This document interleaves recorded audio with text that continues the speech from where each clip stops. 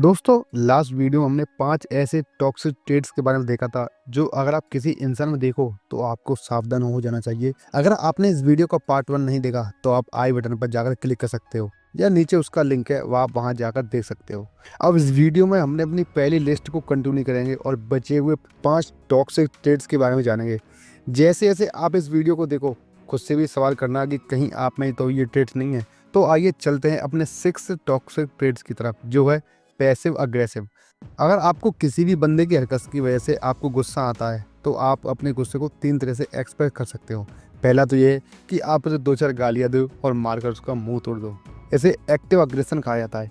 मुझे बताने की ज़रूरत नहीं है कि ये एक अच्छा आइडिया नहीं है। और दूसरा ये कि आप शांत दिमाग से उससे बात करो, आप उसे उसकी गलतियों के बारे में समझाओ, उससे साफ साफ कहो कि आप नेक्स्ट टाइम ये बिहेवियर उसके साथ नहीं करोगे।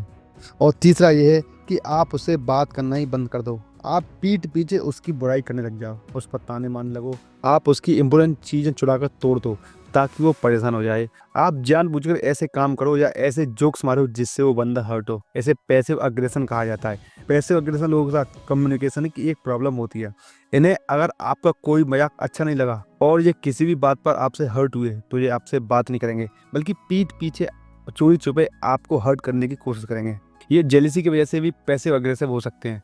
लो लेवल पर ये आपकी इनसिक्योरिटी पर जोक मार सकते हैं, आपके वेट पर, आपकी स्किन टोन पर, आपकी हाइट पर, आपकी पर्सनैलिटी का मजाक बना सकते हैं। हाई लेवल पर ये आपकी गाड़ी को ख़राब कर सकते हैं ताकि आप एक इम्पोर्टेंट मीटिंग के लिए लेट हो जाओ और आपका बड़ा नुकसान हो जाए।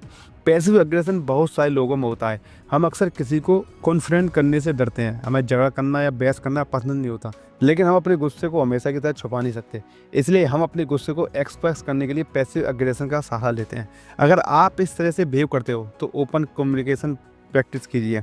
सामने वाले बंदे से डायरेक्ट कहिए कि उसकी क्या गलती है और उससे रिक्वेस्ट करो कि वो आपकी बाउंड्री की रिस्पेक्ट करे। अगर आप किसी भी दूसरे को पैसिव अग्रेशन होता देखें भी तो आप उससे डायरेक्टली जाकर बात करो, उससे पूछो वो आपकी किस बात से हर्ट हुआ है और उसके लिए उसे सॉरी बोलो। उसे बताओ कि नेक्स्ट टाइम वो आपसे बैक की बात कर सकता है और इस तरह से बिहेव करने की ज़रूरत आपको या उसको नहीं है। नंबर 7 है लॉयल्टी टेस्ट। जब कोई आपकी वफादारी का सबूत बार बार आपसे मांगे तो इसे ही लॉयल्टी टेस्ट कहा जाता है। वैसे तो लॉयल्टी टेस्ट लेने में कोई बुराई नहीं है। आप आसानी से लोगों पर ट्रस्ट नहीं कर सकते हो, इसलिए आप उनका कैरेक्टर जज करने के लिए उनका लॉयल्टी टेस्ट लेते हो।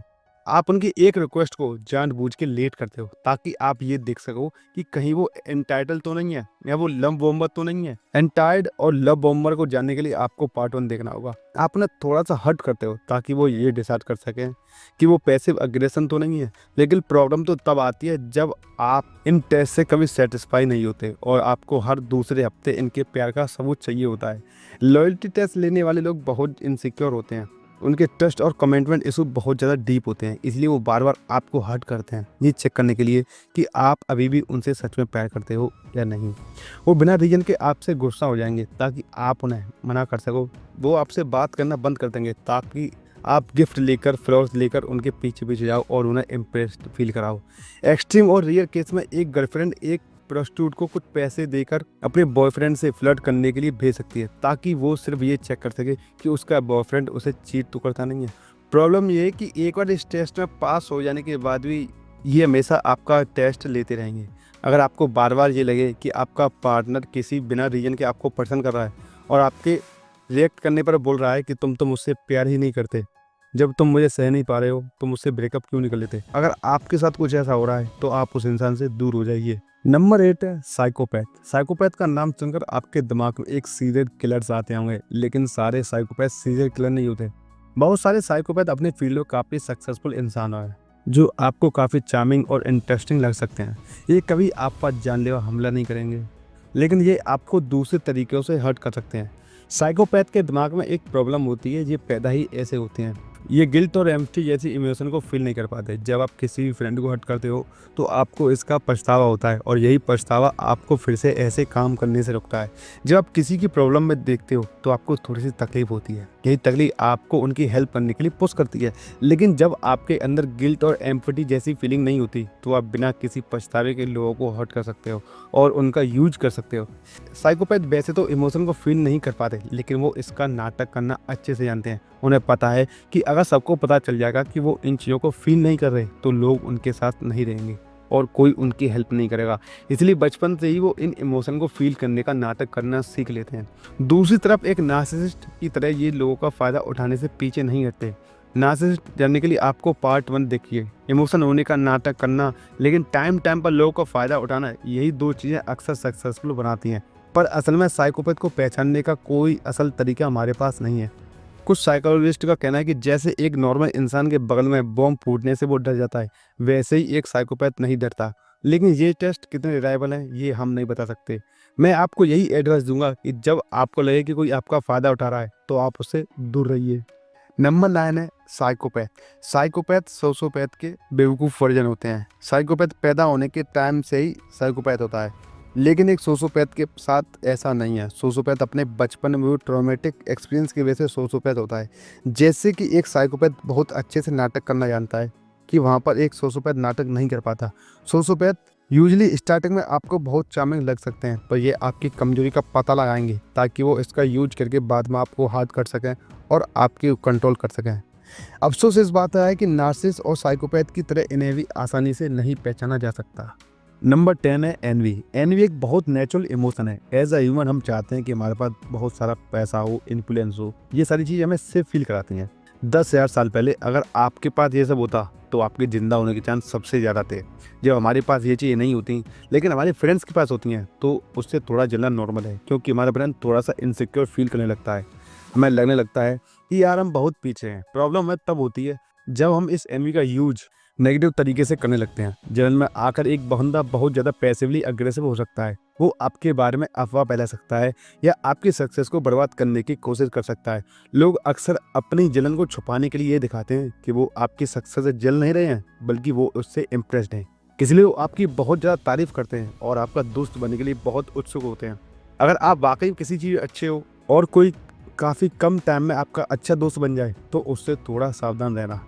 एनवी का दूसरा साइन ये है कि ये लोग कभी कभी आपकी नेगेटिव तारीफ करते हैं। फॉर एग्जांपल, आपने कोई बुक लिखी है तो ये लोग आपसे कह सकते हैं कि अब तो तुम पैसे ही पैसे छापोगे यार। एक तरफ से ये तो तारीफ है, लेकिन दूसरी तरफ से एक साइन है कि आपने ये पैसा कमाने के लिए बुक लिखी है। अगर आपके पास बहुत सारे पैसे हैं और आप एक दिन कार चलाना सीखते वक्त कहीं थोड़ा सा एक्सीडेंट कर देते हो तो ये लोग आपसे कहेंगे तुम पैसे से ड्राइविंग स्किल थोड़ी कर ही सकते हो। या फिर बहुत सारा पैसा हो गया तुम्हारे पास पर लेकिन ड्राइविंग नहीं आई। इस तरह से ये बार बार आपकी पॉजिटिव क्वालिटी को दूसरे नेगेटिव क्वालिटी के साथ आपको अटैच करके बहुत बुरा फील कराते रहेंगे। मैं आपको यही एडवाइस दूंगा कि आप लोगों के बिहेवियर को वन टाइम थिंग मत मानिए। अगर कोई बंदा आज आपके साथ मिलकर किसी तीसरे दोस्त के पैसे चुरा रहा है तो वो 1 महीने बाद किसी चौथे दोस्त से मिलकर आपके पैसे भी चुरा सकता है। अगर कोई बंदा आपके किसी दूसरे फ्रेंड के सीक्रेट आपके साथ शेयर कर रहा है तो वो आपके सीक्रेट भी किसी के साथ शेयर कर सकता है। आप उसे स्पेशल मत समझो। ये मत समझो कि मैं बहुत स्पेशल हूँ, वह दूसरे के साथ यह काम कर रहा है तो क्या वो मेरे साथ नहीं करेगा। हो सकता है कि आज आप उसके लिए स्पेशल हो, लेकिन टाइम और हालात आने पर वो आपके साथ ही सेम काम करेगा। आखिरकार वो जो जिसके सीक्रेट आपसे शेयर कर रहा है या जिसके पैसे आपके साथ मिलकर चुरा रहा है, उस बंदे ने भी उसके ऊपर भरोसा किया होगा। लोगों का नेचर चेंज नहीं होता। अपने नेचर को चेंज करने के लिए लोगों को पहले एक्सेप्ट करना होता है कि उनके अंदर फ्लॉस है और फिर उन फ्लॉस पर काम करके उन्हें ठीक करना होता है। प्रॉब्लम ये है कि 100 में से बस 10 लोग अपने फ्लॉस को एक्सेप्ट करेंगे और उन 10 में से 5 लोग ही अपने आप को सुधारने का काम शुरू करेंगे और उन 5 में से सिर्फ एक बंदा ही कामयाब होगा। आप सुबह 9 बजे की जगह सुबह 6 बजे उठने की कोशिश कीजिए और आपको पता चलेगा कि एक छोटी सी हैबिट चेंज कर पाना कितना मुश्किल है।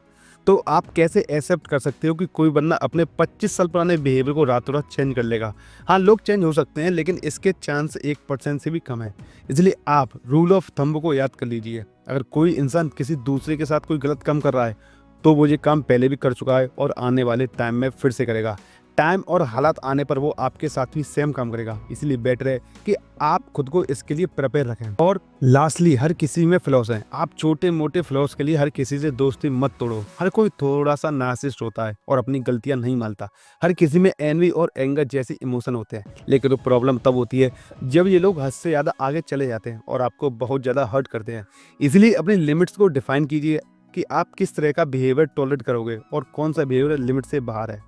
जब कोई लिमिट से बाहर जाए और कोई आपको कंट्रोल करने की कोशिश करे, तो आप साफ-साफ उसे कह के बताइए कि नेक्स्ट टाइम इस तरह का बिहेवियर आप सहन नहीं करोगे। अगर वो फिर भी इस तरह का काम करे, तो आप उसे अपने सर्कल से बाहर कर दो।